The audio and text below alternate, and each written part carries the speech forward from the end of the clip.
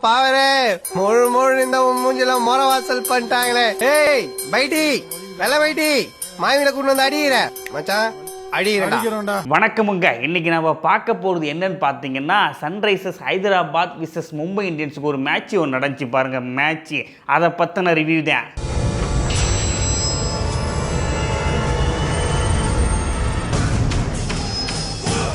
ஐபிஎல்லே டோட்டலாக மாறி போச்சுங்க. ஒரு மனிதநேயம் கிடையாது, ஒரு ஈவு இறக்கம் கிடையாது, ஒரு மனிதாபிமானம் கிடையாது. எல்லாத்தையும் தூக்கி குழி தோண்டி புதைச்சிட்டாங்க.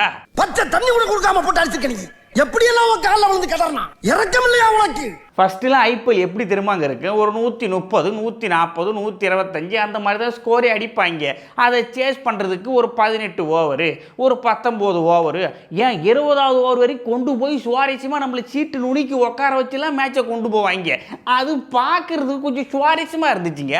ஆனால் இப்போ மேட்சாக விளாட்றாங்க. சொல்லுங்க பார்ப்போம். எல்லா வேலையும் நான் ஒருத்தனே பறந்து பறந்து செய்யணும்னு சொல்லுவேன் தாத்தா. சாகும் போது கூட பறந்து போய் செத்து போறியே தாத்தா. என்னமோ உனக்கு எனக்கும் பரம்பரை பகை இருக்கிற மாதிரி சண்டைக்காரங்கிட்ட விளாட்ற மாதிரி இல்லைங்க. குழா சண்டை மாதிரி போட்டுக்கிறாங்க, மாத்துக்கட்டில் அடிக்கிறாங்க. ஓ நீ இவ்வளோ அடிச்சிருக்கியா, இப்போ நான் அதை அடிச்சு ஓவர்டேக் பண்ணுறேன் பாருன்னு சொல்லிட்டு 2 பேரும் போட்டு மாத்துக்கட்டில் அடிச்சு குழா சண்டை தாங்க நடக்குது. மானபங்கப்படுத்திடுவேன். செட்டி போட்டு வந்தானே நீங்க எல்லாம் காலிடா. என்ன பண்றது, மேட்சை தோத்துட்டா இந்த மாதிரி தான் பேசி ஆகணும். ஒன்றும் முடியலங்க. ஹை ஸ்கோர் அடித்தாலும் சேஸ் பண்ணிடுறாங்க, நம்ம சேஸ் பண்ணலான்னு பார்த்தாலும் ரொம்ப ஹை ஸ்கோர் அடிச்சிடுறாங்க. ஒரு மேட்ச் வின் பண்ணுறதுக்குள்ள ஒன்றும் முடியல. இதுக்கப்புறம் சிஎஸ்கேவும் சரி மும்பையும் சரி மேட்சை வின் பண்ணி பிளே ஆஃப் உள்ள போயிட்டு அப்புறம் 2 பிடிச்சி அப்புறம் ஃபஸ்ட்டு பிளேஸுக்கு போய் கப்பு அடித்து 5-6 ஆக்கி 6-7 ஆக்குறதுலாம் அப்பப்பப்பப்பப்ப முடியாத காரியம் போல். ஏன்னா ரொம்ப டஃப்பான ஐபிஎல்லாக போயிட்டுருக்கு. இதுக்கப்புறம் என்ன பண்ணலான்னா, இந்த 5 கப்பை வாங்கி வச்சுக்கிறோம் பார்த்தீங்களா, ஒரு 5 சீசன் முடிகிற வரைக்கும் எங்கள்கிட்ட 5 கப்பு இருக்குடா 5 கப்பு இருக்குடான்னு சொல்லிவிட்டு 5வது சீசனுக்கு அப்புறம் எப்பா இது முடிஞ்சு போச்சுடான்னு சொல்லிட்டு தலையை துண்டை போட்டு உக்காரணும். வேற வழி கிடையாது. ஏன்னா வர்றவங்க எல்லாம் அந்த மாதிரி அடிக்கிறாங்க.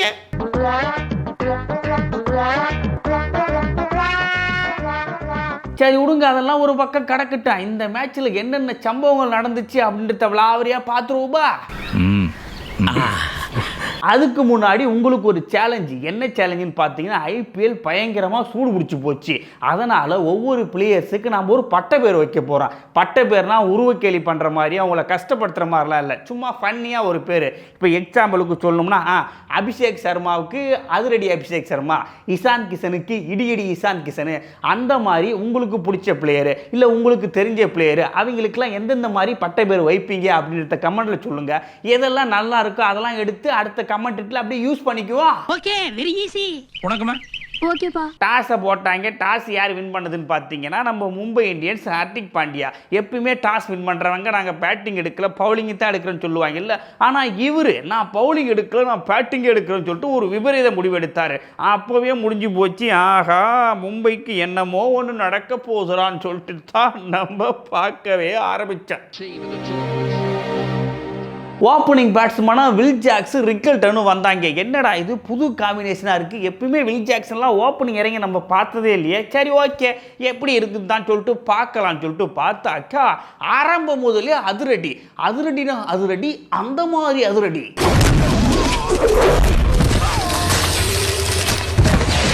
இவங்க 2 பேர் பர்ஃபார்மன்ஸையும் பார்க்கும்போது ஓகே, ஹார்திக் பாண்டியா பேட்டிங் எடுத்தது இதுதான் கடப்பார கம்பேக் கொடுத்து போச்சுரா. இதுக்கப்புறம் கண்டினியூவாக எல்லா மேட்சும் வின் பண்ணுறாங்க, 4வது பிளேஸ்க்குள்ளே இடம் பிடிக்கிறாங்க, அடுத்து வின் பண்ணுறாங்க, 2வது பிளேஸுக்கு போகிறாங்க, ஃபைனலுக்கு போகிறாங்க, கப்பு எங்களுக்கு தாட்டான்னு சொல்லிட்டு பார்க்க ஆரம்பித்தேன். 2 பேரும் பார்ட்னர்ஷிப் போட்டு எஸ்ஆர்ஹெச் பவுலராக சும்மா கீரை பிரட்டுற மாதிரி பிரட்டுறாங்க. இவர் தேங்காய் பூவை போடுறாரு, இவர் வெங்காயத்தை தூக்கலாக போடுறாரு, கீரையை ஒரு பக்கம் பரட்டி எடுக்கிறாங்க. அந்த மாதிரி அடி வேற லெவல் அடி, சூப்பரான அடி. நம்ம வில் ஜாக்ஸ் 21 பாலுக்கு 46 ரன்னுங்க. ரொம்ப நாள் கழிச்சு முதல் மேட்ச் வந்த மனுஷன் போட்டு பிரிச்சாரு. சூப்பரான ஆட்டம்னு சொல்லிட்டு அந்த மனுஷன் அவுட் ஆகிட்டு கிளம்பிட்டாரு. அதுக்கப்புறம் யார் உள்ளே வர்றான்னு பார்த்தாக்கா, இந்த சீசன்லேயே சரியாக சொல்லிக்காத ஒரு பிளேயர் யாருன்னு பார்த்தீங்கன்னா சூரியகுமார் யாதவ் தான். என்ன ஆச்சுன்னே தெரில, தலைவெல்லாம் பயங்கரமான பர்ஃபார்மன்ஸ் கொடுப்பான். சரி ஓகே, இந்த மேட்ச்சில் இருக்கிற பர்ஃபார்மரு இந்த 360 யாருன்றத நான் காட்டுறேன்றான்னு சொல்லிட்டு மனுஷன் உள்ளே வந்தாருங்க. ஒரு பக்கம் 360, இன்னொரு பக்கம் ரிங்கிள்டன், ரெண்டு பேரும் பார்ட்னர்ஷிப் போட்டு பறக்குது பறக்குது பட்டாம்பூச்சி பறக்குதுன்ற மாதிரி பர்ஃபார்மன்ஸை கொடுப்பாங்கன்னு சொல்லிட்டு பார்த்தாக்கா நம்ம 365 மாறிட்டாருங்க. என்ன பண்ணுறதுட்டே தெரியல. மனுஷன் டாப்புன்னு அவுட் ஆகிட்டு நடிகை கட்டாரு.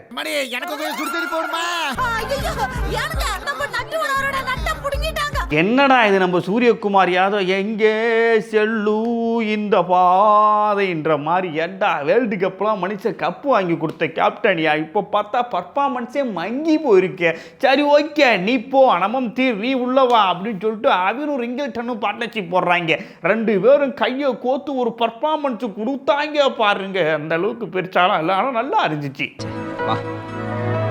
நமம் தீர் டாப் கீரை போட்டு தூக்குவார் சொல்லிட்டு பார்த்தாக்கா டக்குன்னு நியூட்ரல்ல போட்டு சரக்குன்னு வீட்டுக்கு போயிட்டாரு.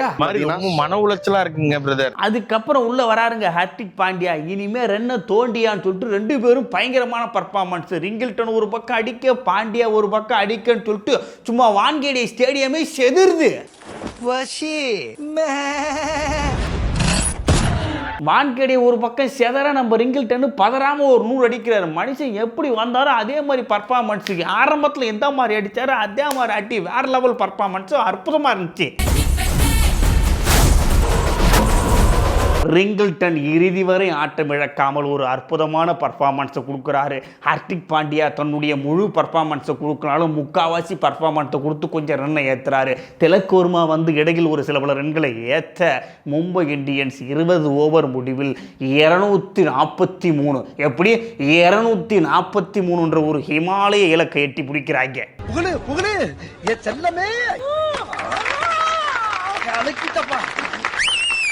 244 அடித்தால் வெற்றி என்ற இலக்குடன் SRH கிளம்பிருக்கிறாங்க.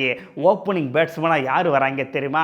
ஒரு பக்கம் அபிஷேக் சர்மா, இன்னொரு பக்கம் ஹிட்டு. இவங்க ஜோடி சேர்ந்தாலே அந்த பார்ட்னர்ஷிப் ஹிட்டு அப்படின்ற மாதிரி தான் பர்ஃபார்மன்ஸ் இருந்துச்சு. கையை தட்டு எல்லாரும் ஜோரா ஒரு கை தட்டுங்க. அதெல்லாம் தட்ட முடியாது, யாரும் தட்ட மாட்டீங்க, நானே தான் தட்டிக்கணும். பர்ஃபார்மன்ஸ் வேற லெவலு.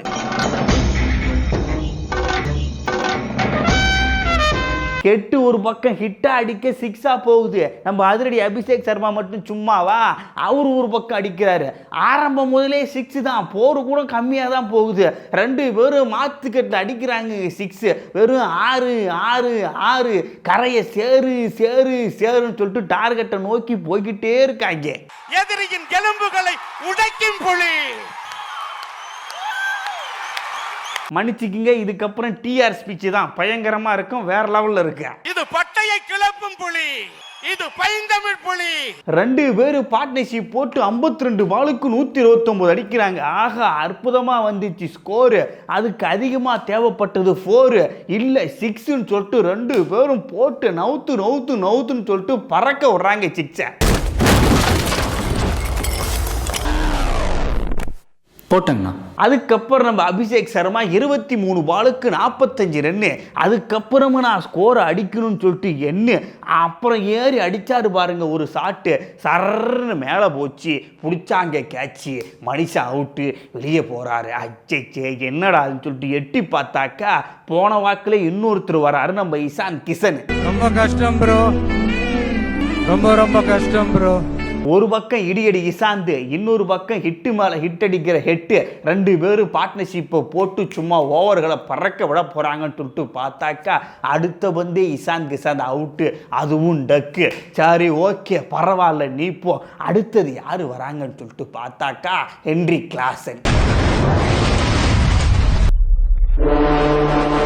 நம்ம கிளாஸ்னு உள்ளே வந்தவொடனே ஹிட் அடித்த 8 ஓகே இதுக்கப்புறம் நமக்கு செட் ஆகுது, நான் நடைய கட்டுறேன்னு சொல்லிட்டு அந்த மனுஷனை நடைய கட்டாரு.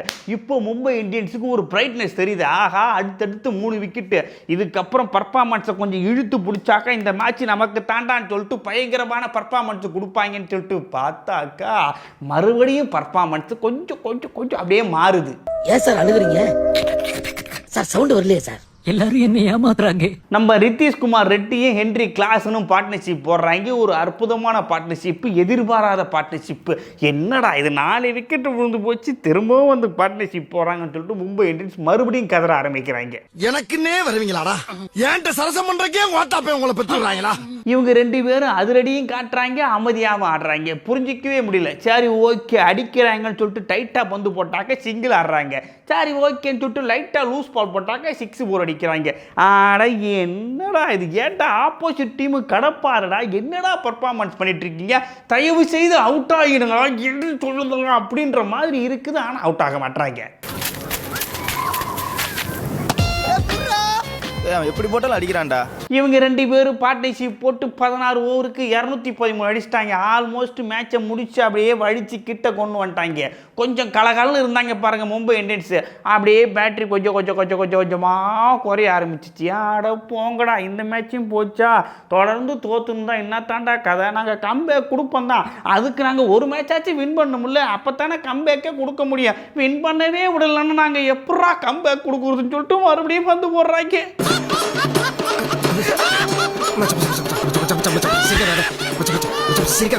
ஒரு பக்கம் கிளாஸன் போட்டு பொலபோல்னு பொழக்கிறாரு, இன்னொரு பக்கம் நம்ம நிதிஷ்குமார் ரெட்டி சிங்கிளும் 4மா அப்படியே அடிச்சு கொடுத்துருந்தாரா. திடீர்னு பார்த்தா நம்ம நிதிஷ்குமார் ரெட்டி அவுட்டு. அட போங்கய்யா, எப்போயா வந்து அவுட் ஆகிறீங்க, இதை முன்னாடி அவுட் ஆயிருந்தா மேட்சை கொஞ்சம் அப்படியே பார்த்து எங்கள் பக்கம் திருப்பி இருப்பல்ல, ஏன் ஜாமி இப்படி பண்ணுறீங்கன்ற மாதிரியே மறுபடியும் மும்பை இந்தியன்ஸ் பந்து போட ஆரம்பிச்சாங்க. யாருக்கும் ஒழுக்கம் இல்லை, யாருக்கும் பொறுப்பு இல்லை, யாருக்கும் இறக்கம் இல்லை. அதுக்கப்புறம் யாரோ சலில் அரோரான்னு சொல்லிட்டு ஒருத்தர் வந்தார். அரோராவும் கிளாஸனும் பார்ட்னர்ஷிப் போட்டாங்க. நம்ம சலில் அரோரா இருக்காரு பாருங்க, பார்க்கறதுக்கு ஒரு மாதிரி தான் இருந்தார். சரி ஓகே மன்னிச்சு அடிக்க மாட்டேன் போல, டப்புன்னு அவுட் ஆகுன்னு சொல்லிட்டு பார்த்தாக்கா பும்ரா ஓவரே பலம் பார்க்குறாரு. ஒரு பையன் கை வச்சுட்டு போயிட்டான். இது ஏன் அண்ணன் ஊர்ல இல்லையா? என்ன மேலதான் கை வச்சுட்டு போயிட்டான். என்னன்னு சொல்றீங்க? அண்ணன் மேல கை வச்சிட்டானா? என்னடா இந்த சீசன்ல பும்ரா ஓரே மதிக்க மாட்டீங்க. சூரியவம்சினா ஒரு பக்கம் போட்டு பொழக்கிறாப்புல, இன்னொரு பக்கம் இந்த சலில் ஓர எப்போ பிளேயர் ஆனார்னே தெரியல, இந்த மனுஷனும் வந்து பும்ரா ஓரை போட்டு பொழக்கிறாங்க. பும்ரா ஓவர்னா உங்களுக்கு எப்படி ஆகி போச்சுன்னு தெரியலங்க. இந்த சீசன்ல என்னமோ தெரியல, நம்ம பும்ராவுக்கு ஓவரே எடுபடலை. டேய் என்னடா அவர் எம்எல்ஏடா? தெரியுமேடா. அவர் என்னடா பண்ணி வச்சிருக்கீங்க? ஆனா என்னதான் இருந்தாலும் நம்ம பும்ராவை சாதாரணமா எடுத்துக்க கூடாதுங்க. அவர் ஓவரில் என்னதான் ஸ்கோர் அடிச்சாலும் அந்த டைம்ல சிரிச்சிட்டு தான் போவாரு. ஆனா அதுக்கப்புறம் போயிட்டு பிராக்டிஸை இன்னும் டெவலப் பண்ணி மனுஷன் அடுத்த மேட்ச்ல பயங்கரமா கம்பேக் கொடுப்பாரு பாருங்க. அதெல்லாம் வெறித்தனமா இருக்கும். பாருங்க அடுத்த மேட்ச்ல பும்ராவோட பர்ஃபார்மன்ஸ் எப்படி இருக்குன்னு.